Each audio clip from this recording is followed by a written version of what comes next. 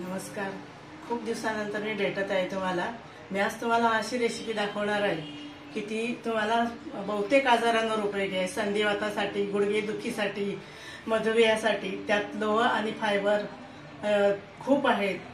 ते तुम्हाला खूप उपयोगी आहे. ती चटणी बघा तुम्ही.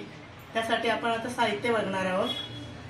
तीळ घेतली आहे मी 1 वाटी, खोबरं घेतलंय 1 वाटी त्याच प्रमाणात, कढीपत्ता 1 वाटी, शेंगदाणे 1 वाटी, चवीपुरतं मीठ, जिरं आणि तिखट चवीपुरतं आणि लसूण.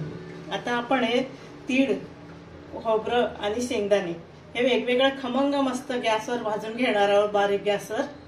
आणि कढीपत्ता फक्त आपण तळणार आहोत. आता कढीपत्ता तळताना, तळून झाला ना, गरम गरम असताना आपण त्यात तिखट घालणार आहोत, म्हणजे ते तिखट कच्चं लागणार नाही. आपण सुरू करूया. आता कढीपत्त्याला तेल टाकलेलं आहे मी, तापत ठेवलेलं तेल तापलं आपलं. आता कढीपत्ता टाकूया आपण जरा सावकाशीने. हा छान कुरकुरीत झाला पाहिजे.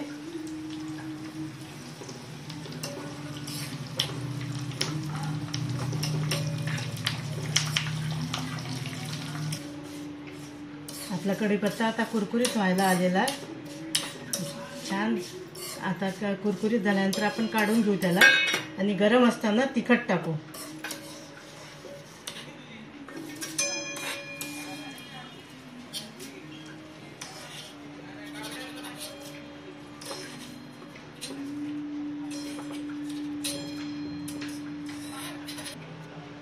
आता या कढीपत्त्यात आपण चवीनुसार तिखट टाकू. तुमच्या आवडीनुसार तुम्ही टाकू शकता, कमी जास्त.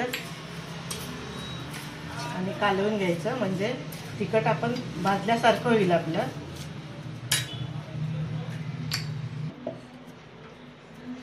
आपलं खोबरं सुद्धा छान भाजून घेतलेलं आहे गुलाबी रंगावर. तीळ पण भाजून घेतलेलं आहे आणि शेंगदाणे पण. हे सगळं कोरडे भाजायचे, तेल टाकायचं नाही. आता आपण ही चटणी वाटून घेऊया. ही चटणी 2-3 महिन्याच्या वर टिकते आणि तुम्ही पोळी, भाकरी, भात कशाबरोबरही खाऊ शकतात.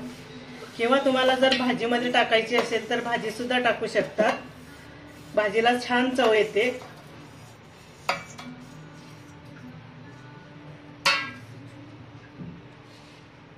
मीठ टाकलंय.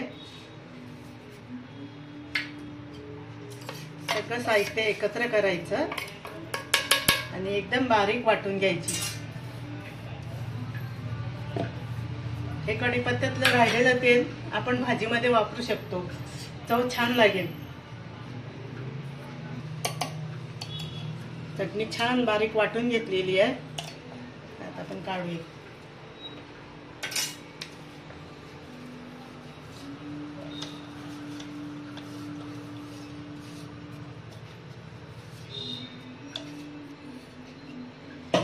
चटणीचा वास खूप सुंदर येतोय. तुम्हाला हवा असेल तर तुम्ही यात जवस सुद्धा भाजून वाटू शकतात. भरपूर कॅल्शियम, भरपूर लोह, सांधेदुखी, गुडघेदुखी यासाठी तुम्हाला खूप उपयोगी आहे. आमटीत जर घातले तर याची चव एवढी सुंदर लागते, तुम्ही खातच राहाल. करून बघा तुम्ही रेसिपी आणि मला सांगा. माझ्या लाडक्या लेकीच्या रेसिपी पण बघा, कशा दिसतात, कशी करते ती, ते पण सांगा मला. धन्यवाद.